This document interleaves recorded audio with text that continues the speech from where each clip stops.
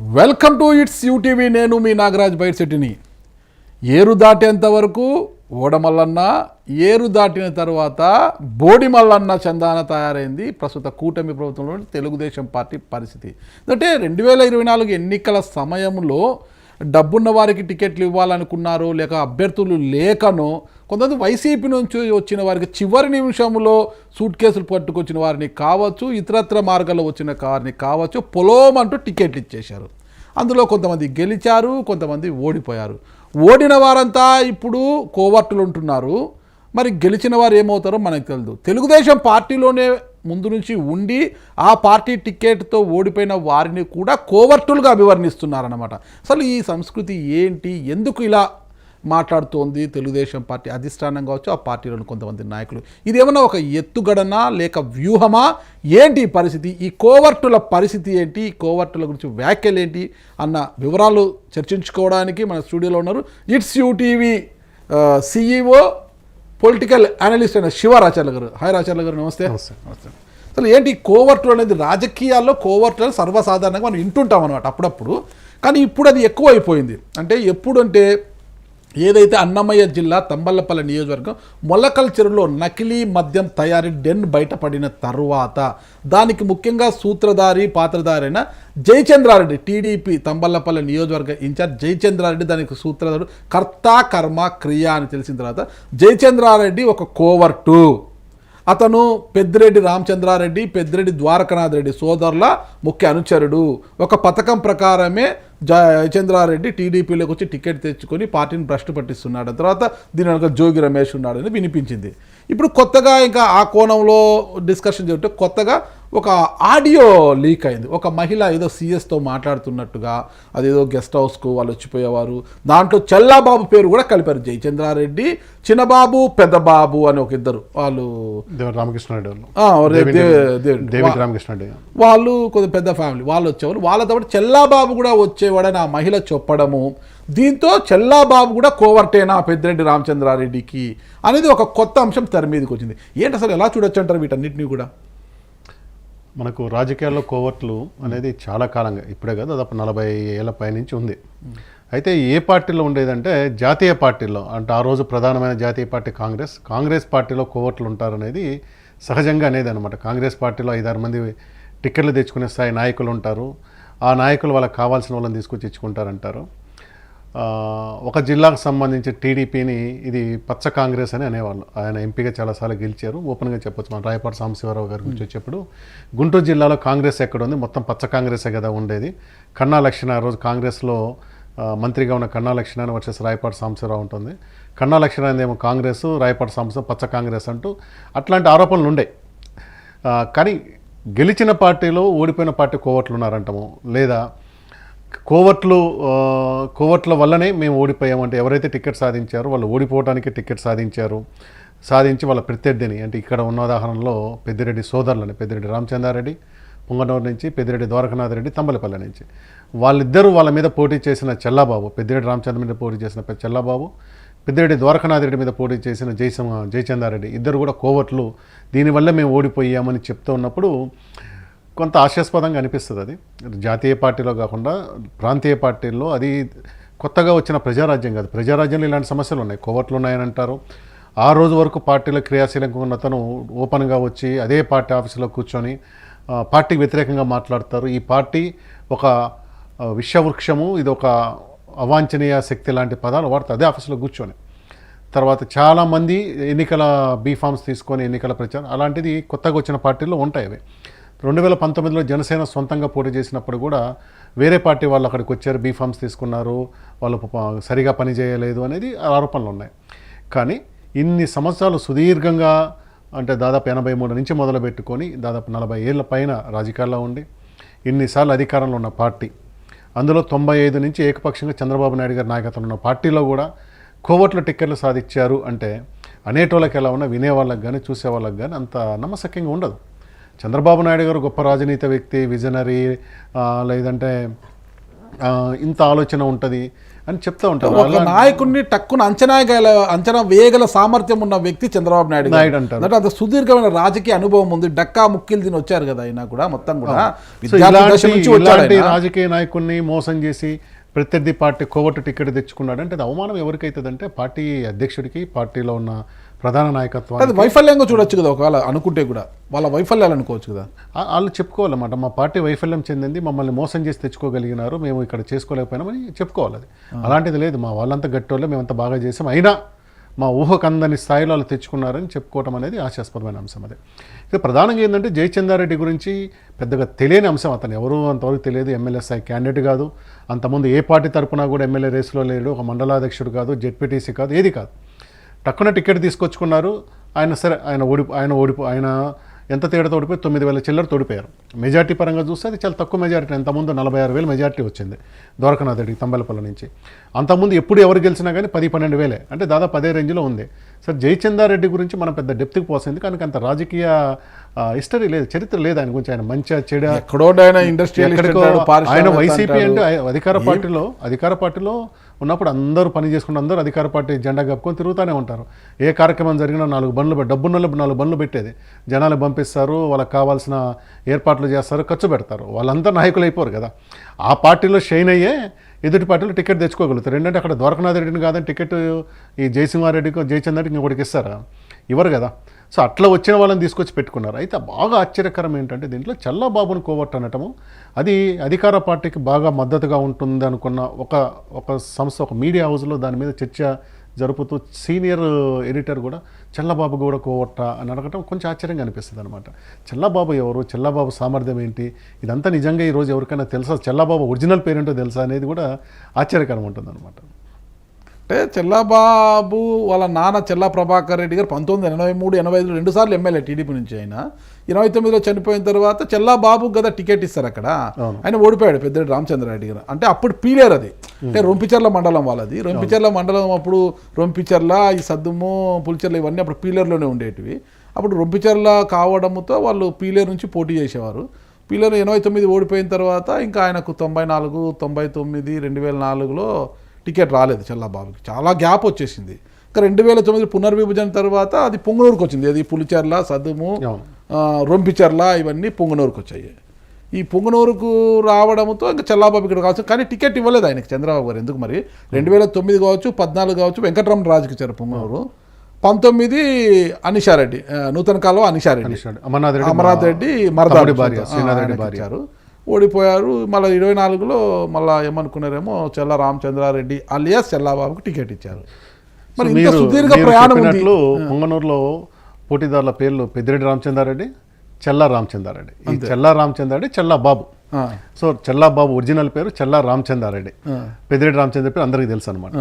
ఈ చెల్లా మీరు చెప్పారు, చాలా మొత్తం స్టేజ్ మొత్తం చెప్పారు. చెల్లాబాబు యంగెస్ట్ ఏజ్ అంటే 25 సంవత్సరాలు నిండిన కొద్ది రోజులకి ఆయనకు 1989లో పోటీ చేసే అవకాశం వచ్చింది టీడీపీ తరఫున. దీనికి కారణం ఏంటంటే వాళ్ళ ఫాదర్ ప్రభాకర్ రెడ్డి గారు, ఆయన సీనియర్ నేత. 83-85లో అక్కడి నుంచి టీడీపీ పొంగనూరు పాత పీలేరు నుంచి ఆయన ఎమ్మెల్యే గెలవటం. అందులో 85లో ఇదే పెద్దిరెడ్డి రామచంద్రెడ్డి మీద ఆయన గెలిచాడు అనమాట. అంటే వీళ్ళ రాజకీయ వైరం ఎప్పటి నుంచి ఉందని చూసుకోవాలి, 85 నుంచి చూసుకోవాలి. పెద్దిరెడ్డి రామచంద్రారెడ్డి గారు రాజకీయాల్లోకి వచ్చింది నీలం సంజీవ్ రెడ్డి గారు ఆశీస్సులతో, ఆయన శిష్యుడిగా వచ్చారు. పెద్దిరెడ్డి ఎస్వి యూనివర్సిటీలో ఉన్నప్పుడు ఎస్వి యూనివర్సిటీ ఏదో కార్యక్రమానికి సంజీవ్ రెడ్డిని తీసుకురావడం ద్వారా, అంటే సంజీవ్ రెడ్డి అప్పుడు రాజకీయంగా వెనకబడి ఉన్నాడు ఆ టైంలో, ఇందిరాగాంధీ హవాలు వెనకబడి ఉన్న టైంలో ఈయనను మళ్ళీ అక్కడ తీసుకురావటము, ఆ ప్రభావంతో ఆయనకు 78లో జనతా పార్టీ టికెట్ రావడం జరిగింది. ఈయన పెద్దిరెడ్డి, జేసీ వీళ్ళంతా ఒక వర్గం. అప్పుడు జేసీ వాళ్ళు జనతా పార్టీకి పోకపోయినా వీళ్ళంతా ఒకే వర్గంలాగా ఉండేవాళ్ళు. దానివల్లే పెద్దిరెడ్డి రామచంద్రారెడ్డికి రాజశేఖర రెడ్డితో గ్యాప్ ఉంది మొదటి నుంచి కూడా. ఈ రోజు కూడా చివరి అంటే 2009 ఎన్నికల వరకు కూడా పెద్దిరెడ్డి రామచంద్రారెడ్డికి రాజశేఖర రెడ్డి గారితో అంత సఖ్యత లేదు. రాజశేఖర రెడ్డి 2009లో కూడా మంత్రివర్గంలో చోటు తగ్గ జగన్మోహన్ రెడ్డి గారి దౌత్యం వల్ల జగన్మోహన్ రెడ్డి మిథున్ రెడ్డి ఫ్రెండ్స్ కావడంతో మిథున్ రెడ్డి వెళ్ళి అడగడము, జగన్మోహన్ రెడ్డి వాళ్ళ నాన్న దగ్గరికి వెళ్ళి ఎలాగైనా మంత్రి పదవి వెళ్ళాలని అప్పుడు కూడా అటవీ శాఖ మంత్రి ఇప్పించారు ఆయనకు. ఇంకా క్లియర్గా చెప్పాలంటే ఆయన పెద్దిరెడ్డి గారు దాదాపు 10 ఏళ్ల పాటు చిత్తూరు జిల్లా కాంగ్రెస్ ప్రెసిడెంట్, డీసీసీ ప్రెసిడెంట్గా చేశారు. ఆ టైంలో రాజశేఖర రెడ్డి వర్గం ఎవరు అంటే సీకే బాబు గారు నెంబర్ 1. అంటే ఏదైనా తేల్చుకుందామని వీధిలో పోరాడిదిగా సీకే బాబు గారు, తర్వాత పెద్ద ఆయన రెడ్డివారి చెంగారెడ్డి, గల్లారుణ గారు, కిరణ్ కుమార్ రెడ్డి, వీళ్ళంతా కూడా ఈయనకి రాజశేఖర రెడ్డి వర్గం ఆడ. కిరణ్ కుమార్ వీళ్ళందరి వర్గం అది. ఒక్క పెద్దిరెడ్డి మాత్రమే దూరంగా ఉండే మనిషి. 2001-2 ఆ టైంలో రాజశేఖర రెడ్డి బస్సు యాత్ర చేస్తున్నప్పుడు డీసీసీ ప్రెసిడెంట్గా ఉన్న పెద్దిరెడ్డి గారు దాంట్లో పార్టిసిపేట్ చేయలే. ప్లస్ ఆ చిత్తూరు టౌన్లోకి పెద్దిరెడ్డిది వచ్చినప్పుడు మన ఆయన సీకే బాబు వర్గం దాని మీద దాడి చేస్తుంది అనమాట. నువ్వు రాజశేఖర రెడ్డి పాదయాత్రకు రాకుండా, బస్సు యాత్రకు రాకుండా నీ యాత్ర ఏంది, పోటీ యాత్ర అని చెప్పి దాడి జరుగుతుంది. అంత గ్యాప్ ఉండేది అనమాట అది. సో ఇట్లాంటి పెద్దిరెడ్డికి క్రమంగా, అంటే మీరు అన్నట్టు మిథున్ రెడ్డి గారితో ఉండదు, వాళ్ళ మధ్యలో బంధుత్వం కూడా ఉంది. వైఎస్ అనిల్ వాళ్ళకి మిథున్ రెడ్డి వాళ్ళకి దగ్గర బంధుత్వం ఉంది. ఇద్దరు సిస్టర్స్ని పెళ్లి చేసుకోవడం అది ఉంటుంది, నెల్లూరులో చేసుకుంటారు అనమాట. అట్లా దగ్గరికి వచ్చిన తర్వాత పెద్దిరెడ్డి ఉన్నారు. అప్పటి నుంచే పెద్దిరెడ్డి హవా, ముఖ్యంగా వైసీపీ స్థాపించిన తర్వాతనే పెద్దిరెడ్డి గారు చిత్తూరు జిల్లా నాయకుడు, ఆ తర్వాత రాష్ట్ర స్థాయిలో వైసీపీలో పెద్ద బాధ్యతలు తీసుకొని నాయకుడికి వచ్చారనమాట. కానీ చెల్లా కుటుంబానికి, పెద్దిరెడ్డి కుటుంబానికి 1985లో మొదటిసారి పోటీ జరగటం, పెద్దిరెడ్డి ఓడిపోవడం, చెల్లా ప్రభాకర్ రెడ్డి గారు గెలవడం జరిగింది. సో 89 కాంగ్రెస్ గాలి ఉంది. ప్లస్ ఈయన పెద్దిరెడ్డి ఓడిపోయిన తర్వాత నియోజకవర్గాన్ని, 78లో ఆయన ఓడిపోయిన తర్వాత నియోజకవర్గాన్ని వదిలేసి కర్ణాటక అనంతపురం బార్డర్లో హెచ్ఎల్సి వర్క్స్, అంటే high level Tungabhadra high level canal వర్కులు చేసుకుంటూ కాంట్రాక్టర్గా ఎస్టాబ్లిష్ అయ్యాడు ఆయన. బాగా పిఎల్ఆర్ అనే సంస్థని ఒక పెద్ద సంస్థగా తీసుకొచ్చారు. 85 నుంచి ఆయన సీరియస్గా, 83లో పోటీ చేయలేదు ఆయన, 85 నుంచి సీరియస్గా రాజకీయాలు చేయటము, నియోజకవర్గాల్లో ఉండటంతో 89 ప్లస్ కాంగ్రెస్ గాలి కూడా ఉంది ఆ రోజు. మొత్తం మీద ఆయన ఎమ్మెల్యే గెలవగలిగారు. చెల్లబాబు ఓడిపోతాడు, మొదటిసారి పోటీ చేసిన చెల్లబాబు ఓడిపోతాడు. కాంగ్రెస్ గాలి ఒకటి ఉంది, రెండో చెల్లబాబు మొదటిసారి చిన్న వయసు 25 ఏళ్ళుగా ఓడిపోతారు. ఆ తర్వాత మళ్ళీ చెల్లబాబు ఎప్పుడు రాజకీయాల్లోకి వచ్చాడు, 2021 ఆ టైంలో. అందు కూడా ఎందుకు వచ్చారంటే మీరు చెప్పినట్టు వెంకటరమణ రాజు, ఈయన క్షత్రియ, చిత్తూరు జిల్లాలో క్షత్రియులకు టికెట్ రావడమే చాలా ఆశ్చర్యకరంగా ఉంటుంది. అందులో వరుసగా 2 సార్లు ఇచ్చారు. కారణం ఏంటంటే డబ్బే. ఈయనకు బెంగళూరులో ఉన్న రియల్ ఎస్టేట్ వ్యాపారం, కన్స్ట్రక్షన్ వ్యాపారంలో డబ్బులు ఉన్నాయి కాబట్టి కాలేజ్ ఇది తీసుకొచ్చి ఇచ్చారనమాట. కులాలు లెక్కలు వేసుకోకుండా చేయగలుగుతారని. సో ఆయన పెద్దిరెడ్డిని కొట్టే పరిస్థితి లేదు ఆయన కాడ. సో అది ఓడిపోయినారు. ఇంకా మళ్ళీ చెల్లాబాబు అయితే నిలబడతాడు అనుకొని మళ్ళీ చెల్లబాబుని తీసుకురావటము. ఎప్పుడు ఇది 2021లో అనుకుంటాను, లేక 20లో 21లో ఈయనకు అప్పుడే నియోజకవర్గ ఇన్ఛార్జ్ ఇచ్చారు. అంటే ఎన్నికలకి 3 సంవత్సరాల ముందే ఇచ్చారు. ఈ జయచంద్రారెడ్డి, తంబలపల్లి జయచంద్రారెడ్డి లాగా ఎన్నికలకు 3 రోజుల ముందో 4 రోజుల ముందో రాలేన, దాదాపు 2.5-3 సంవత్సరాల ముందు వచ్చాడు, ముందొచ్చి పోరాడాడు. ఇక్కడ అందరికి గుర్తుపెట్టుకోవాల్సింది, ఎవరైతే కోవర్ట్ అంటున్నారో చెల్లబాబుని, మీకు చంద్రబాబు గారిది 2023లో చిత్తూరు జిల్లా యాత్రలో పోయి పొంగనూరులో దాడికి ప్రయత్నం చేసినప్పుడు కానీ, అంగళ దగ్గర దాడికి ప్రయత్నం చేసినప్పుడు కానీ దాంట్లో ముందుంది నడిపింది చెల్లబాబు, రాంప్రసాద్ రెడ్డి, వీళ్ళిద్దరే. రాంప్రసాద్ రెడ్డి దగ్గర మనుషులు ఉన్నారు, చెల్లబాబు ఉన్నారు. చెల్లబాబును ఆ కేసులో అతని మీద కేసు పెడితే, అతను దాదాపు 7-8 కేసులు పెడితే అతను చాలా రోజులు అజ్ఞాతవాసం పోయి, కోర్టు 4 కేసుల్లో బెయిల్ వస్తుంది, 3 కేసుల్లో రాకుండా కోర్టులో లొంగిపోతాడు. ఎంత పోరాటం చేసిన అతన్ని కోర్టు అన్నప్పుడు కొంచెం ఏంటి రాజకీయం అంటే అసలు విషయాన్ని తప్పుదోర పట్టిస్తూ వేరే దాన్ని పోతున్నారు అనేది క్వశ్చన్. అంటే ఎందుకు ఆ ఆడియో రిలీజ్ అయిన తర్వాతనే అసలు ఆడియో వాస్తవమా కాదా, ఎవరైనా మాట్లాడితే ఫేకా, అసలుకి వాంటెడ్గా చేశారా అని కూడా ముందు వెనుక ఆలోచించుకోకుండా టీడీపీలోని కొంతమంది చెల్లాబాబును కోవర్టోని ఎలా నిర్ధారిస్తారంటారు? అంటే వాళ్ళ అభిప్రాయానికి అనుగుణంగా ఆడియో ఉంది కాబట్టి మాకు సాక్ష్యం దొరికింది అని చెప్పుకోవడానికి వాడుకోవడం, అది నిజమా అవునా సిఎస్ అంటే చీఫ్ సెక్రటరీనే కాదు, అది పోలీస్ డిపార్ట్మెంట్ సంబంధించిన వాళ్ళు అనుకుంటున్నాను. అది సూపరింటెండెంట్ అంటే లేక అలాంటి వాళ్ళు అనుకుంటారు. సిఎస్ అంటున్నారు దాంట్లో, సిఎస్ ఖచ్చితంగా చీఫ్ సెక్రటరీ కాదు. నేను కూడా ఆడియో విన్నాను. విజయవాడ నుంచి సిఎస్ అని చెప్తా ఉన్నారు. చీఫ్ సెక్రటరీ కాదనుకుంటాను, చీఫ్ సెక్రటరీ కాదనుకుంటున్నాను. Police department chief security officer ఏమన్నా సిఎస్ఓనా? సీఎంఓ సంబంధమే కాదనుకుంటున్నాను. అంటే ఎవరు ఈ టాస్క్ ఫోర్స్ సంబంధించిన వాళ్ళు కానీ వీళ్ళు ఎవరైనా ఉంటారు, ఎవరైనా నిర్ధారించుకోరు కదా ఆ మహిళ ఎవరు, ఎవరితో మాట్లాడితే సిఎస్ ఎవరు, చీఫ్ సెక్రటరీనా, చీఫ్ సెక్యూరిటీ ఆఫీసరా, అతను ఎవరు, ఆ ఎల్లయ్యనో పుల్లయ్యనో ఎవరితో మాట్లాడాలంటే డిబేట్ జరగాల్సిన దాని మీద కదా. అసలు దీని అథాంటిసిటీ ఏంటి, ఆమె చెప్పేది ఏంటి, ఆమె చెప్తున్న పేర్లు ఏంటి, లేక అసలు మాట్లాడుతున్న అతను ఒకటి మాట్లాడిన అతనన్నా ఆడియో లీక్ చేస్తున్నా, ఆమె లీక్ చేస్తున్నా, ఆమె ఏమంటది నా పేరు చెప్పొద్దు, నా పేరు చెప్పని ప్రతిసారి ఆమె చెప్పుకుంటా ఉంటుంది ఆ ఆడియోలో. ఆమె చేసుకుందా, వీళ్ళిద్దరు ఎవరో ఒకరు చేయాలి కదా, మూడో వాళ్ళు కాదు, లేదంటే ఆ ఫోన్ ఎవరైతే మాట్లాడించారో ఆ వ్యక్తి అన్నా చేయాలి కదా. సో వీళ్ళందరూ కాకుండా పోయింది. సో మొత్తం మీద ఏంటంటే ఓడిపోయిన వాళ్ళందరూ కోవట్లు, మరి గెలిచిన వాళ్ళు ఏంటి, మనం మాట్లాడుకుంటే గెలిచిన వాళ్ళ పరిస్థితి ఏంటి, ఎంతమంది ఎన్నికల ముందు వచ్చారు? దాదాపు 12-13 మంది ఎన్నికల ముందు వచ్చారు. మనం సో తీసుకుంటే వాళ్ళల్లో కార్మిక శాఖ మంత్రి వాసంశెట్టి సుభాష్ అమలాపురం, వాసంశెట్టి సుభాష్ ఎంత ఫెరోషియస్ లీడర్ వైసీపీలో ఉన్నప్పుడు, కోనసీమ జిల్లా అంబేద్కర్ కోనసీమ జిల్లా పేరు పెట్టినప్పుడు అక్కడ జరిగిన దాడులను వీళ్ళు ఎంత ఎదుర్కొన్నారు, అతను ఎంత పెద్ద లీడరు. ఆ రోజు జగన్మోహన్ రెడ్డి సరిగా స్పందించలేదని, ప్లస్ అతనికి రావాల్సిన ఎమ్మెల్సీను ఎవరో ఇంకోళ్ళకి ఇచ్చారనో, ఇతని మీద కూడా కేసు పెట్టారనుకుంటాను. ఆకారమైన కేసులో ఇరికించారనేసి అదంతా కూడా అతన్ని పిలిచి పక్కన నియోజకవర్గం రామచంద్రపురం, అమలాపురానికి సంబంధించిన సుభాష్కి రామచంద్రపురం టికెట్ ఇవ్వటం, అతను గెలవటం, ఏకంగా అతనికి మంత్రి పదవి. అతన్ని ఎవరిని అక్కడ సీనియర్ మాజీ మంత్రి కూడా కాదని వేణుగోపాల్ని ఓడించి ఆయన వస్తాడు. అది మళ్ళీ రఘురామకృష్ణరాజు. సరే, రఘురామకృష్ణరాజుని మనం వైసీపీ అనుకోలేము లేదు, ఎందుకంటే గెలిచిన నెల నుంచే ఆయన రెబల్ అయిపోయాడు కాబట్టి అతను వైసీపీ అనుకోలేము. రఘురామకృష్ణ పార్థసారథి, అది ఆశ్చర్యకరం. పార్థసారథికి ఇవ్వటం అనేదే కొంచెం ఆదేశారు, ఎందుకంటే అతను హార్డ్ కోర్ కాంగ్రెస్ ఫ్యామిలీ, వాళ్ళ ఫాదర్ రెడ్డయ్య, ఆయన అప్పుడు ఎంపీగా గెలుచున్నారు. ఎంపీగా గెలిచి పివి నరసింహారావు టైంలో టీడీపీ నుంచి 7 మంది ఎమ్మెల్యేలు, భీమవరం సంబంధించిన నర్సాపురం సంబంధించిన భూపతిరాజు విజయ్ రామరాజు, ఆయన రెడ్డయ్య యాదవ్, వీళ్ళందరూ కూడా పార్టీ నుంచి విడిపోయి కాంగ్రెస్లో చేరి పివి నరసింహారావుకి సపోర్ట్ చేస్తారు పర్వతనేని ఉపేంద్ర నాయకత్వంలో. వాళ్ళు అప్పటి నుంచి వీళ్ళు కాంగ్రెస్లో ఉన్నారు కదా, వాళ్ళని కాదని మళ్ళీ ఆయన టికెట్ ఇవ్వటం, అది కూడా ఏంటి పెనమలూరు కాకుండా నూజిబీడి తీసుకుపోయి ఇవ్వటం.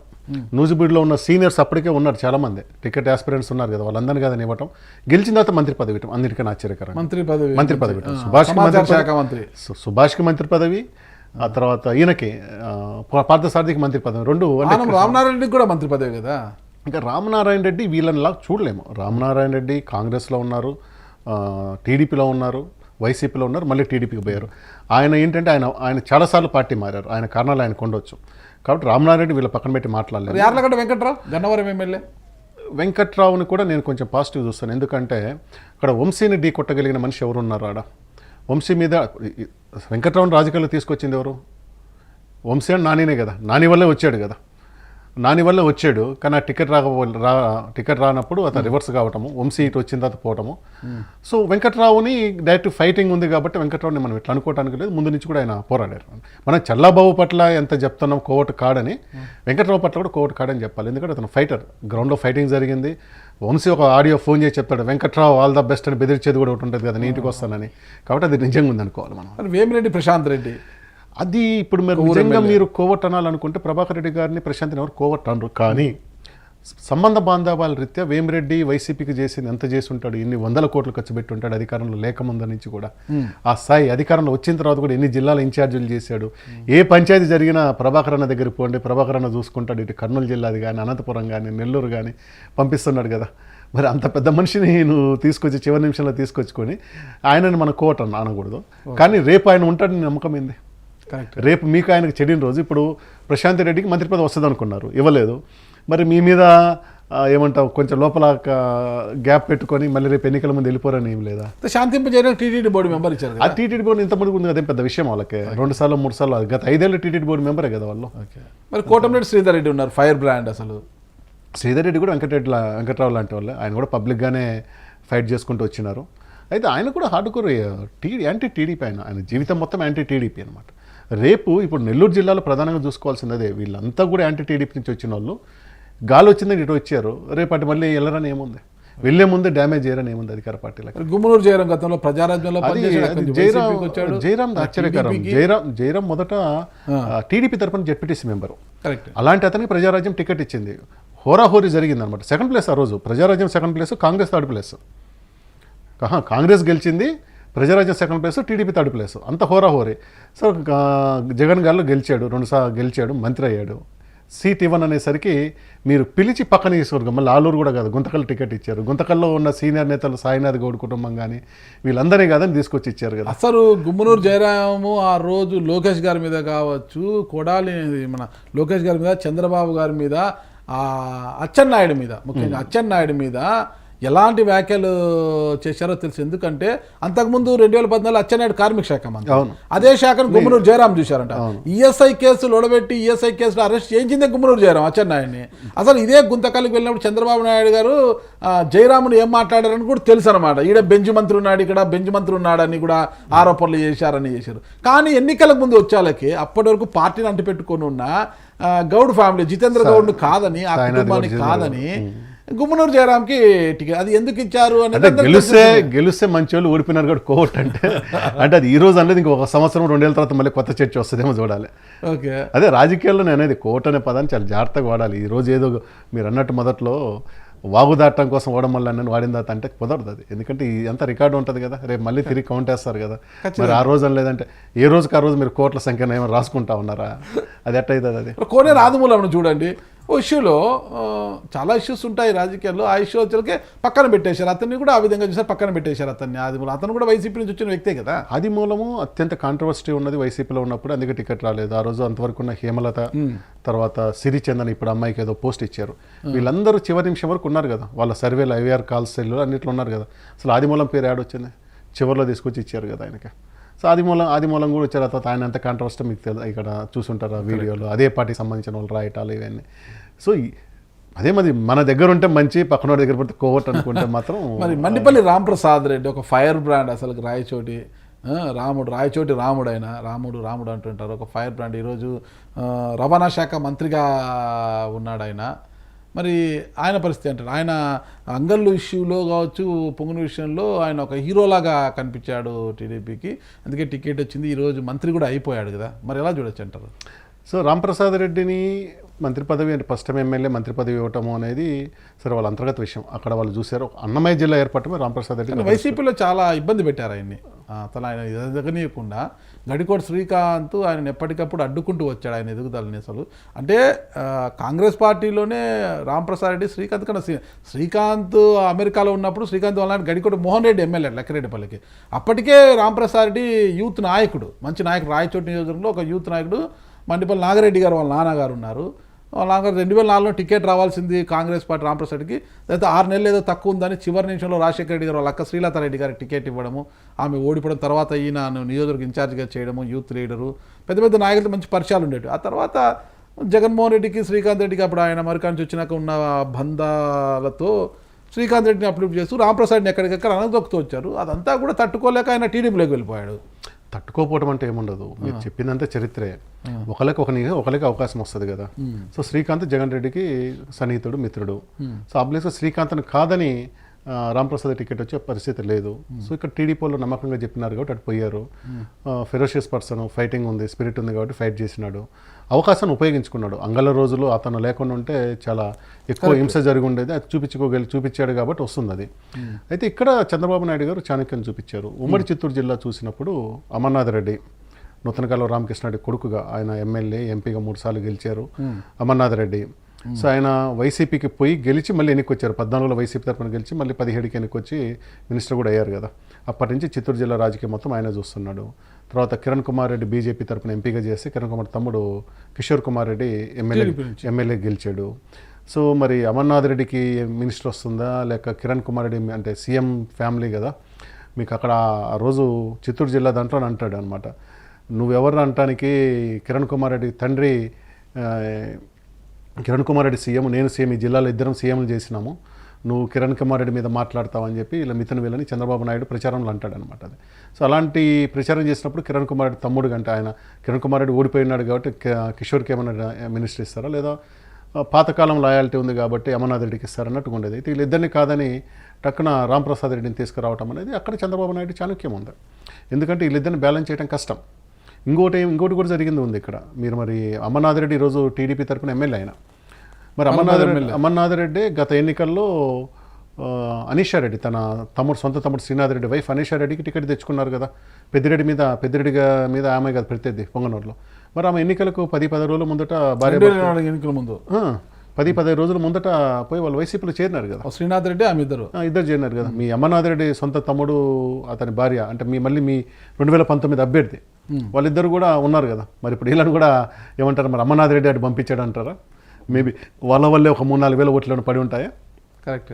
పెద్దిరెడ్డి గెలిచిందంతా 6,095 ఓట్లతోనే కదా. మరి అమర్నాథ్ రెడ్డి అంటే అనీషా రెడ్డి గట్టిగా నిలబడి ఉంటే ఒక 1,000-2,000 ఓట్లన్నా తిప్పుకునే అవకాశం ఉండేది కదా. అంటే ఇక్కడ మన పెద్దిరెడ్డి రామచంద్రరెడ్డికి పుంగనూరులో ఉన్న బలంతో పోల్చుకుంటే 6,000 చిల్లర ఓట్లు అనేది చాలా తక్కువ. అంటే చెల్లాబాబు ఎంత గట్టి ఫైట్ ఇచ్చింటే టీడీపీ కూటమి గాలిలో చెల్లాబాబు కూడా అంత గట్టి ఫైట్ ఇచ్చింటేనే ఓడిపోయారు అనవచ్చు కదా. ఇప్పుడు పులివెందల్లో జగన్మోహన్ రెడ్డిని ఓడించడము, కుప్పంలో చంద్రబాబును ఓడించడము ఎలాగనో పుంగనూరులో కూడా కొద్ది కష్టతరమే అన్నమాట. అంటే ఇప్పుడు పులివెందల్లో జగన్ ఓడించలేకపోతే బీటెక్ రవి ఏమైనా కోవట్ అవుతాడా? ఎట్లయితాడు బీటెక్ రవి కోట? ఆయన జీవితాంతం ఈ గాలిలో గెలవాలి కదా ఆయన సరే. అంటే రాజశేఖర రెడ్డి కుటుంబము లేక జగన్ రెడ్డి కాబట్టి గెలవలేదు అనుకున్నా, కానీ మెజార్టీ తగ్గించారు. అదే చెప్పేది. అదే విధంగా పుంగనూరు కూడా చూడొచ్చు కదా. పుంగనూరులో అట్లా చూడాలంటే మీరు ఎంత చెప్పినా కానీ పెద్దిరెడ్డి గారికి జగన్ రెడ్డిని మనం ఇద్దరం ఒకలాగా చూడలేం. ఎందుకంటే పులివెందుల చరిత్ర వేరు, పుంగనూరు చరిత్ర వేరు. పుంగనూరులో అందరూ ఏకం కాగలిగినారు. ఇక్కడ ప్రధానంగా మొన్న ఎన్నికల్లో కూడా పెద్దిరెడ్డి ఎక్కడ బయటపడ్డాడు? వాళ్ళ సొంత మండలం సొదుం దగ్గర 4,000 చిల్లర ఓట్లు వచ్చింది మెజారిటీ. తర్వాత పొంగనూరు టౌన్లో 3,000 వచ్చింది. ఈ రెండింటి మెజారిటీతోనే అతను బయటికి 6,000తో వచ్చినాడు. మొత్తము 19 రౌండ్లలో 4 రౌండ్లలో ముఖ్యంగా ఫస్ట్ సెకండ్ రౌండ్లలో టీడీపీ ముందంజలో ఉంది ఆ రోజు. ఫైనల్గా మళ్ళీ బ్యాలెట్ ఓట్లలో కూడా టీడీపీకి ఒక 800 దాకా మెజార్టీ వచ్చింది. అయితే టీడీపీకి మెజార్టీ వచ్చిన మండలాలు ఉదాహరణకి చెల్లాబాబు సొంత మండలము రొంపిచెర్ల తీసుకోండి, అక్కడ కేవలం 555 వచ్చింది. వీళ్ళకి మెజార్టీ వచ్చిన చోట 1000 లోపల మెజార్టీలు వచ్చినాయి.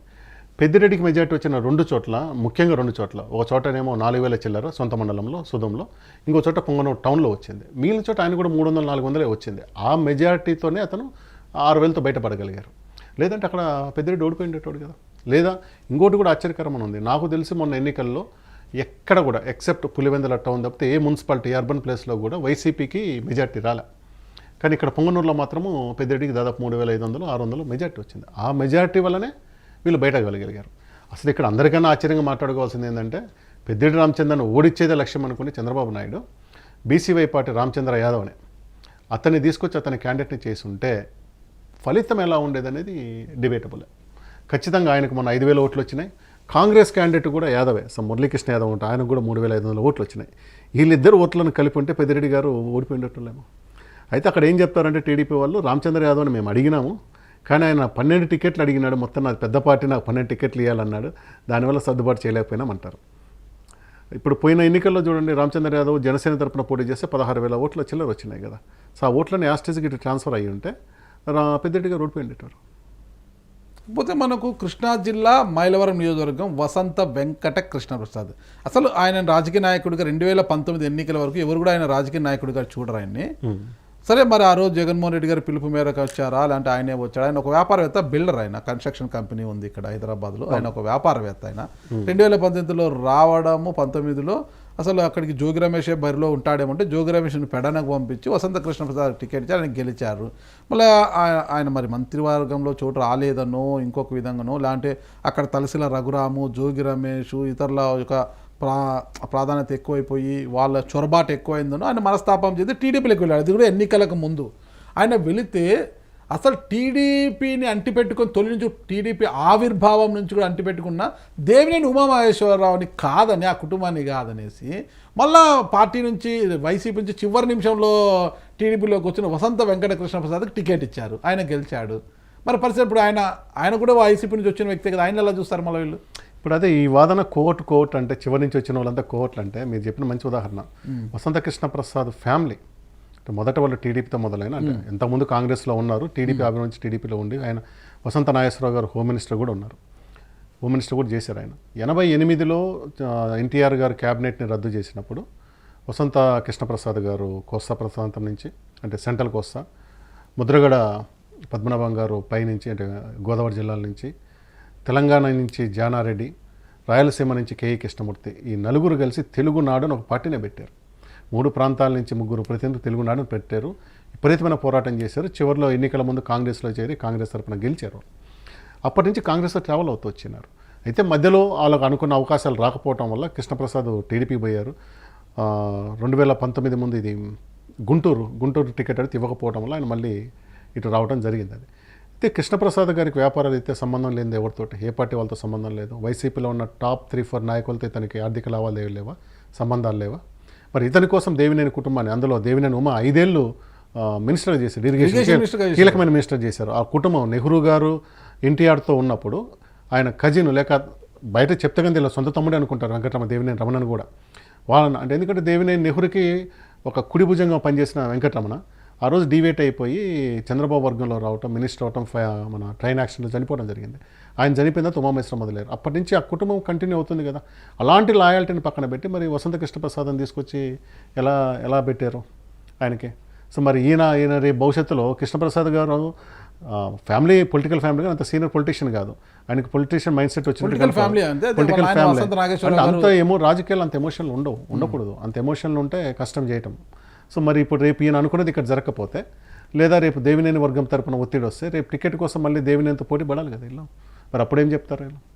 అలాంటి కుటుంబాన్ని పక్కన పెట్టి ఓడిపోయిన వాళ్ళంతా కోవట్లు, మేము టికెట్ ఇచ్చి గెలిచిన వాళ్ళు మాత్రమే లాయలిస్టులు అంటే కొంచెం. ఇంకా మదనపల్లిని తీసుకుంటే మనం టీడీపీలో మొదటి నుంచి టికెట్లు ఆశించిన వాళ్ళు మాజీ ఎమ్మెల్యే దొమ్మలపాటి రమేష్ పాపం, ఇక రాటకొండ జ్యోతి వాళ్ళు, రాటకొండ రెడ్డపరెడ్డి ఉన్నాడు అనమాట, బాబురెడ్డి రాటకొండ బాబురెడ్డి గారు, ఉషమ్మ భర్త, వాళ్ళు చాలా ప్రయత్నించారు. వీళ్ళందరినీ పక్కన పెడితే తెలుగు యువత రాష్ట్ర అధ్యక్షుడు శ్రీరామ్ చిన్నబాబు చాలా కష్టపడ్డాడు. ఆ సంఘటనలో కూడా, అది అంగళ్ళు సంఘటనలో కూడా ఆయన పెద్ద ఎత్తున పోరాటం చేశాడు. అంతకుముందు అయితే వైసీపీ వర్గాలు దాడి చేసిన ఒక కారు ధ్వంసమైంది, చాలా ఖరీదైన కారు కూడా చాలా ధ్వంసమైంది అనమాట. ముఖ్యంగా లోకేష్కి చాలా నమ్మిన వ్యక్తి, నమ్మిన బంటులా ఉంటాడు.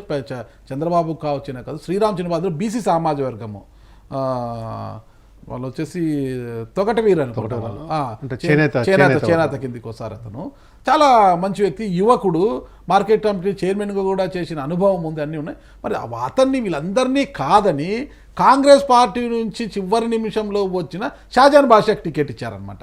షాజాన్ బాషాకి టికెట్ ఇస్తే అతను కూడా 5,000 మెజార్టీతో బయటపడ్డారు. అసలు అంతమందిని కాదని అక్కడ కమ్మ సామాజిక వర్గం ఆధిపత్యం ఉన్న నియోజకవర్గం అది. ఎప్పుడు వైసీపీ ఆవిర్భావంతో వైసీపీనే గెలుస్తూ వచ్చింది. మీరు ఇక్కడ ఇంకో విషయం కూడా చెప్పాలి. ఈ స్టోరీ మొత్తం చెప్పినప్పుడు వైసీపీ తరపున 2019లో గెలిచిన నజీర్ షాజహాన్ సొంత అన్నదమ్ములేగా. ఆ విషయం నవాజ్ షాజహాన్ సొంత అన్నదమ్ములే. అంటే వైసీపీ ఎమ్మెల్యే సొంత తమ్ముడు అన్న షాజహాన్, నవాజు చిన్న, షాజహాన్ పెద్ద. అంటే వాళ్ళు సొంత అన్నం తీసుకొచ్చి టికెట్ ఇచ్చారా? అక్కడ కుమ్మక్క జరిగిందా? ఈయన ఇంతమందిని బాధ షాజహాన్ ఇచ్చారు. షాజహాన్ వల్ల కూడా ఈరోజు పార్టీకి షాజహాన్కి కూడా పెద్ద సంబంధాలు లేవు, చాలా గ్యాప్ వచ్చింది. అధిష్టానం అతన్ని చాలాసార్లు మందలించింది. ఇప్పుడు శ్రీరామ్ చిన్నబాబుని వాళ్ళని మొత్తం చిన్నబాబు గారికి కార్పొరేషన్ ఇచ్చినట్లున్నారు, ఇంకా ఇవ్వలేదు, ఏదో ప్రయత్నాలు జరుగుతున్నాయి. షాజహాన్ అయితే కొంత సైడ్ చేసినట్లుగా మనకి కనిపిస్తోంది. గుంతకల్లు జయరాం పరిస్థితి అలాగే ఉంది. ఆయన వ్యాఖ్యలు అవి చూస్తుంటే మీడియా వాళ్ళనే అన్నాడు డైరెక్ట్గా, ఆయన మీడియాతో మాట్లాడుతూ ఎలాగో నా దగ్గర ఇది చేస్తే రైలు పట్టాల మీద పడుకోబెడతానని ఒక అపవాదు వేస్తున్నారు, నిజంగా నా మీద లేనిపోనివన్నీ రాసి లేనిపోనివన్నీ చూపిస్తే రైలు పట్టాల మీద పండబెట్టాల్సి వస్తుంది అన్నట్టుగా మీడియా ముందు అన్నాడు అని ఆయన అంటే గుమ్మనూరు జయరాం గారు అసలు ఏ స్థాయిలో ఆయన పోతున్నాడు అసలుకి. మరి దానివల్ల పార్టీకి ఎంత చెడ్డ పేరు కలుగుతుంది. మరి ఆయన కోవర్టుగా ఉంటూ అట్లా మాట్లాడుతున్నాడా పార్టీని భ్రష్టు పట్టించడానికి? ఆడ రఘురామరాజుకు చెప్పేవారు ఫస్ట్లో, నీ వ్యాఖ్యల వల్ల పార్టీకి డ్యామేజ్ లేదు, నా వ్యాఖ్యలు అర్థం చేసుకుంటే పార్టీ అభివృద్ధి చెందుతుంది, పార్టీ బాగుపడుతుంది అని చెప్తుండేవారు అనమాట. అట్లా నువ్వు ఓపెన్గానే నీ పార్టీ అధ్యక్షుడిని అప్పుడు సీఎం జగన్మోహన్ రెడ్డి అంటున్నావు అంటే, అవును బహిరంగంగా చెప్పాలి, నాకు పర్సనల్ కలిసే అవకాశం లేదు కాబట్టి నేను బహిరంగంగా చెప్తున్నాను అన్నట్టు. వీళ్ళందరూ కూడా ఇంకా సంవత్సరానికి 2 ఏళ్ళకి అట్లా మాట్లాడుతుంటే చంద్రబాబు నాయుడుకి అనవసరమైన తలనొప్పి వస్తుంది. మొత్తం మీద అయితే ఈ కోవర్టుల ఇది అనేసి టీడీపీ. ఇంకో విషయం కూడా చెప్పాలి, మావన్ శ్రీనివాసరెడ్డి గారి గురించి కూడా చెప్పాలి. మావన్ శ్రీనివాసరెడ్డి గారు వాళ్ళ ఫ్యామిలీ సుబ్రహ్మణ్యరెడ్డి గారి నుంచి అంతా కాంగ్రెస్లో ఉన్నారు. సో చివరి నిమిషంలో 14లో ఆయనకు రాక వైవి సుబ్బారెడ్డికి టికెట్ రావడంతో ఆయన చివరి నిమిషంలో టీడీపీ తరఫున పోయి 15,000 తేడా తోడిపోయారు. ఎంపీకి 15,000 తేడా అంటే అసలు ఏం లేనట్టు, దాదాపు సమానంగా వచ్చినట్లే. ఆ తర్వాత మళ్ళీ ఆయన వైసీపీకి రావటం, వైసీపీకి సులభంగా రాలే. నామినేషన్ బీఫామ్ ఆయన కన్ఫర్మ్ అయింది, టికెట్ కన్ఫర్మ్ అయింది 2019లో. ఆయన తీసుకుంటారనుకున్న టైంలో టక్కున వచ్చేసి వైసీపీ టికెట్ తీసుకుని వైసీపీ తరఫున గెలిచారు. ఈయన అక్కడ నెల్లూరు నుంచి ఆదాల ప్రభాకర్ రెడ్డి అయితే బీఫామ్ కూడా ఇచ్చి పంపించినట్టున్నారు, ఇద్దరు వచ్చినారు కదా. మళ్ళీ శ్రీనివాసరెడ్డి అప్పుడు గెలిచారు, తర్వాత లిక్కర్ స్కామ్లో ఇబ్బందులు ఉన్నారు, వాళ్ళ కొడుకు కూడా అరెస్ట్ అయ్యాడు. మళ్ళీ అలాంటి శ్రీనివాసరెడ్డిని మళ్ళీ ఎన్నిక తీసుకొచ్చి టికెట్ ఇచ్చారు కదా. అక్కడ లిక్కర్ స్కామ్లు ఆల్రెడీ ఉన్నారు, మళ్ళీ తీసుకొచ్చి ఇచ్చినారంటే రాజకీయాల్లో కోవట్ అన్న పదాన్ని వాడటం కన్నా రాజకీయ పార్టీల అవసరాల్లో ప్రధానంగా ఉన్నది మీరు చెప్పినట్టు ఒకటి డబ్బు, రెండోది ఏమైనా ఓట్ బ్యాంక్ ఉందా, మాగొండ ఫ్యామిలీ కొంత ఓట్ బ్యాంక్ ఉంటుంది, లేదా కండబలం ఉండి ఎన్నిక చేసుకోగలుగుతాడా, ఇట్లాంటి వాళ్ళని చూసి టికెట్లు ఇస్తారు. కానీ ప్రత్యర్థి పార్టీ చెప్పినాడనో లేక అతన్ని గెలిపించడానికో ఎవరు ఇవ్వరు. పెద్దిరెడ్డి మీద ఓడిపోయిన చెల్లాబాబు కేవలం 6,095 ఓట్లతో ఓడిపోవడం అనేది అదేమి కోవట్ రాజకీయాలు అయితే అంత జాగ్రత్తగా 6,000కి 7,000కి రారు. మ్యాచ్ కొట్టిపడాలి. పెద్దిరెడ్డి మీద వ్యతిరేకత ఉంటే బయట వచ్చినట్టు 30,000 40,000 మెజార్టీ పెద్దిరెడ్డి మీద కూడా ఓడిపోయి ఉండొచ్చు, 30,000 ఓడిపోయి ఉండాలి. అంత గట్టిగా చేశాడంటే పెద్దిరెడ్డి మీద వ్యక్తిగతంగా వ్యతిరేకత ఉంటుంది నేను అనుకోను. పార్టీ మీద ఎంత ఉన్నా కానీ పెద్దిరెడ్డి గ్రౌండ్ రాజకీయాలు చేస్తున్నాడు. ఆయన ప్రతి నాయకుడితో డీల్ చేసుకుంటూ వస్తుంటాడు ఆయన. కాబట్టి ఆయనకంటూ పార్టీ అతీతంగా ఆయనకంటూ ఒక వర్గం ఉంటుంది. పార్టీ పరిస్థితికి సంబంధం లేకుండా ఆయన సొంతంగా చేసుకునేది ఉంటుంది. ఈ ఎన్నికల్లో కూడా అట్లాంటిదే ఉంటుంది. అట్లాగే తంబలపల్లిలో కనుక వీళ్ళు క్యాండిడేట్ని జయచంద్రారెడ్డిని కాకుండా అటు ప్రవీణ్ కుమార్ రెడ్డి అయినా శంకర్ యాదవ్ అయినా వాళ్ళిద్దరు కనుక అయ్యి ఉంటే ఖచ్చితంగా అక్కడ తంబలపల్లి వైసీపీ ఓడిపోయింది, గెలిచేది. అది అట్లాంటి క్యాండిడేట్ తెచ్చుకోలేకపోయినందుకు పార్టీ వైఫల్యంగా చెప్పుకోవాలి. ఆయన పరిశ్రమలు తెస్తానన్నాడు, గెలిస్తే జాతీయ స్థాయిలో నాకు చాలా పరిచయాలు ఉన్నాయి, విదేశాల్లో పెట్టుబడి రాజకీయ ఎన్నికల ముందు చెప్పే అదే ఆ పరిశ్రమ అంటే లిక్కర్ పరిశ్రమ తెచ్చాడు అనేది ఆడు అంటున్నాడు. దానికి ఒక మంచి పేరు పెట్టారు, టీసీఎస్ కంపెనీని తెచ్చారు కదా, తంబలపల్లి చీప్ లిక్కర్ సర్వీస్ తెచ్చారు కదా అని దాన్ని ఒకటి ట్రోలింగ్ చేస్తూ ఉన్నారు.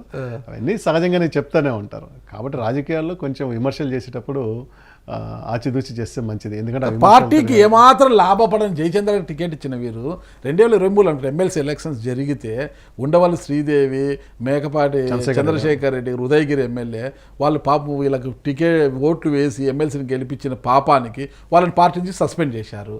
వాళ్ళిద్దరికి టికెట్లు ఇవ్వలేదు 2024 ఎన్నికల్లో. మరి జయచంద్రారెడ్డికి శ్రీదేవికి అప్పుడే చెప్పినట్టున్నారు, టికెట్ ఇవ్వలేమని చెప్పినారు. ఆమెకి ఇప్పుడు ఏదో కార్పొరేషన్ ఇచ్చారు. చంద్రశేఖర్ రెడ్డికి టికెట్ ఇవ్వగలిగిన పరిస్థితి ఉంది. ఎందుకంటే శ్రీదేవి సొంత బలం లేదు, కానీ ఉదయగిరిలో చంద్రశేఖర్ రెడ్డికి ఓటు బ్యాంక్ ఉంది, బలం ఉంది. నిన్న ఒక రకంగా చెప్పాలంటే ఉదయగిరిలో టీడీపీ గెలవడం కొంచెం అదృష్టమే. ఆ క్యాండిడేట్ బలము రాజకీయం కన్నా కానీ వారి ప్రభుత్వ వ్యతిరేకత ప్లస్ వైసీపీ ఉన్న క్యాండిడేట్ మైకపాటి చంద్రశేఖర్ వాళ్ళ బ్రదర్ పోటీ చేశారు కదా, అతనికి చేసుకోవడం చేతగాక పోగొట్టుకున్నారు. కానీ ఉదయగిరి ఈజీగా వైసీపీ గెలవాల్సిన సీట్. చంద్రశేఖర్ రెడ్డికి టికెట్ ఇచ్చి ఉంటే చంద్రశేఖర్ గెలిచి ఉండొచ్చు. అక్కడ బాలశౌరి గురించి మనం మాట్లాడుకోవాలండి. రాజశేఖర రెడ్డికి చాలా అత్యంత సన్నిహితంగా ఉండేవాడు బాలశౌరి. తర్వాత జగన్తో కూడా బాగా ట్రావెల్ అయ్యాడు. ఢిల్లీలో మొత్తం కూడా చక్రం తిప్పేదంతా కూడా బాలశౌరినే అది ఇదని. అలాంటి వ్యక్తి కూడా చివరి నిమిషంలో కొంత డిఫర్ అయ్యాడు. అంటే పేర్ని నాని గారికి ఆయనకి ఏదో గ్యాప్ ఉంది అనేది అప్పుడున్న చర్చలు. మరి ఆ డిఫర్ అంటే జగన్మోహన్ రెడ్డితో వచ్చిన ఇది వల్లను ఆయన కూడా జనసేనలోకి వెళ్ళి టికెట్ తెచ్చుకున్నాడు కదా అక్కడ. బాలశౌరి ఒక రకంగా ఢిల్లీ స్థాయిలో మంచి పేరున్న మనిషి, ఇక్కడ కూడా మంచి పేరు మనిషి. నాకు బాగా గుర్తుంది, అప్పుడు పేపర్లో కాదు, ఎవరో కాంగ్రెస్ నాయకుడు అనేవాడు 2004లో. నీకేమయ్యా కుడి చేతిలో రాజశేఖర రెడ్డి, ఎడమ చేతిలో డి శ్రీనివాస్ అని పీసీసీ అధ్యక్షుడు ఇద్దరిని పెట్టుకొని తిరుగుతూ ఉంటావు, నీకు జరగని పని ఏముంటుందని అనేవాళ్ళు అనమాట. కొంచెం లౌక్యమున్న మనిషి అట్లా. అయితే ఆ తెనాలి రద్దు కావటం వల్ల 3-4 గుంటూరు తర్వాత అక్కడ మచిలీపట్నం తిరగాల్సి వచ్చింది. బాలశౌరి లాంటి వాళ్ళని జగన్ రెడ్డి సరిగా డీల్ చేసుకుని ఉండాలి. అది పేనినాని ఇష్యూనే కదా, ఆ స్థాయిలో ఢిల్లీ స్థాయిలో అతను ఉపయోగించుకొని ఉంటే బాగుండేది. అయితే వైసీపీలో ఏంటంటే ఢిల్లీ స్థాయి పనులు ఒకరిద్దరే చేసేవాళ్ళు, విజయవాడ స్థాయి ఒకరిద్దరు చేసేవాళ్ళు. కాబట్టి వాళ్ళ ఇన్వాల్వ్మెంట్ లేకపోవడమే వాళ్ళ గ్యాప్ రావడానికి కారణము. ఇంకా గ్రౌండ్లో ఎమ్మెల్యే వర్గం, ఎంపీ వర్గం అంటూ కొన్ని ఉంటుంది. నాకు తెలిసి అక్కడ ఒక కౌన్సిలర్ విషయంలో గొడవపడి దాడులు కూడా జరిగినాయి అన్నమాట. ఆ విధంగా బాలశౌరి చాలా కాలంగా సైలెంట్ ఉన్నారు, లాస్ట్ 1.5 year నుంచి సైలెంట్ ఉన్నారు. అయితే ఆయన బాగా వ్యూహాత్మకుడు కాబట్టి అతను టీడీపీ వైపు చూడకుండా ముందుగానే పవన్ కళ్యాణ్తో మాట్లాడుకొని 2 సీట్లు తీసుకుంటే అది ఒకటి మచిలీపట్నం తెచ్చుకోగలిగారు. ఈ సందర్భంగా ఫైనల్గా ఒక డైలాగ్ చెప్పి ముగించాలి మనము. సాయి కుమార్ చెప్పినది అదేదో సినిమా ఉంది కనిపించని 3 అది కాదు అది అవసరం కోసం ప్రస్థానం సినిమా. అవసరం కోసము దారాలు తొక్కే పాత్రలే తప్ప హీరోలు విలన్లు లేరి నాటకంలో అంటాడు కదా ప్రస్థానం సినిమాలో. అట్లా ఎవరి అవసరం కోసము వారు అడ్డదారుల్లో వచ్చి టికెట్లు తీసుకుంటారు తప్పితే హీరోలు విలన్లు కొంచెం మార్చండి. ఎవరు కాదు, ఏ పార్టీ అవసరం కోసం పార్టీని ఇలాంటి వాళ్ళకి అవకాశం ఇస్తున్నారు. కానీ అడిగి టికెట్ తెచ్చుకున్న వాళ్ళు మనం విమర్శించాల్సిన అవసరం లేదు, ఇచ్చిన వాళ్ళని విమర్శించాలి ఎప్పుడైనా. ఏ పార్టీ అయినా, అది వైసీపీ అయినా టీడీపీ అయినా ఇంకో చోట కాంగ్రెస్ అయినా కానీ ఎవరెవరిని తెచ్చుకొని టికెట్లు ఇస్తున్నారు, మళ్ళీ మీరు లాయాలిటీ సీనియారిటీ అని మాట్లాడితే ఎట్లా వస్తుంది? అంతే కదా, వాళ్ళ దగ్గర డబ్బులు లేవు, వాళ్ళ దగ్గర ఎన్నికలు చేసుకోరంటే ఎందుకు ఇస్తారు? ఏజెంట్లు పెట్టుకునే వాళ్ళకి ఎన్నికలు ఇస్తారు. నడుముకు పారాషూట్ కట్టుకుని ఒక సూట్ కేసు చేతిలో పెట్టుకుని అలా దిగిపోతే టికెట్లు ఇచ్చేస్తున్నారు. అంటే ఇప్పుడు ఎలా అయిపోయిన రాజకీయాల్లో చివరి వరకు కూడా కష్టపడడం వేస్ట్. చివరి నిమిషంలో ఎవడైతే సూట్ కేసులు గోన సంచులు తెస్తారో వాటికి టికెట్ అంతే. ఇప్పుడు వైసీపీ అదే పరిస్థితి, గ్రౌండ్లో మీరు కోడి సంతకాలు చేయండి, ఆ పని ఈ పని చేయండి, ఎందుకు చేస్తారు? ఎవరు టికెట్ గ్యారంటీ లేదు. ఈ రోజు రాజకీయం చేసే వ్యక్తులు పార్టీ లేకుండా అయిపోయింది. గత 15 ఏళ్ల నుంచి గ్రామాల్లో రాజకీయ నాయకులు అనేవాడు లేడు. ఎందుకంటే చివరి నిమిషంలో ఈవెన్ సర్పంచులకు కూడా మీరు బెంగళూరు, హైదరాబాద్ నుంచి రియల్ ఎస్టేట్ చేసిన వాళ్ళు పోతూ ఉంటే పాప అంతవాళ్ళం వర్గాన్ని నడుపుకున్న వాళ్ళు కూడా సర్పంచ్ స్థాయిలో కూడా పోతున్నప్పుడు ఎందుకు చేస్తారు? టికెట్ ఎవరు గ్యారంటీ ఉంటుంది? ఎవరు ఖర్చు పెడతారు? ముఖ్యంగా కేసులు ఎవరు పెట్టించుకుంటారు? కాబట్టి రాజకీయం అనేది దాదాపు ముగించింది. అన్ని 2 పార్టీలు కలిసి రాజకీయ నాయకుల వ్యవస్థను దెబ్బతీసినాయి. సో మీకు చివరి నిమిషాలు ఎవరినైనా తీసుకొచ్చుకుంటారు కాబట్టి మీరే చేసుకున్నట్టు వదిలేస్తారు అంతే. అంతే. ఫైనల్గా సూట్ కేసులు గోనె సంచులే నిర్ధారిస్తాయి తప్పితే వేరేదేం లేదు. ఎవరు స్వార్థంకి వచ్చి వాళ్ళు తీసుకుంటారు. ఓడిపోతే కోవటలుగా ముద్రేస్తారు, గెలిస్తే తమవారుగా చూసుకుంటారు. సరే, వాళ్ళు రఘురామరాజు లాగా అడ్డం తిరగని మాట్లాడినంత వరకు బాగానే ఉంటుంది. ఏదో ఒక రోజు మాట్లాడినప్పుడు మళ్ళీ వాళ్ళు కూడా కోవట్ అవుతారు. మరి చూద్దాం. ఇప్పుడు రఘురామకృష్ణరాజు భీమవరం డిఎస్పీ సస్పెన్షన్ విషయంలో అడ్డం తిరిగే మాట్లాడేది కొంత కాంట్రవర్సీ కూడా అయింది. మరి భవిష్యత్తులో ఏం జరుగుతుంది, మరి కోర్టుల సంస్కృతికి ఎక్కడ చెక్ పడుతుంది అనేది కూడా వేచి చూద్దాం. థ్యాంక్ యూ శివరాచార్య గారు. నమస్తే అండి. నమస్తే.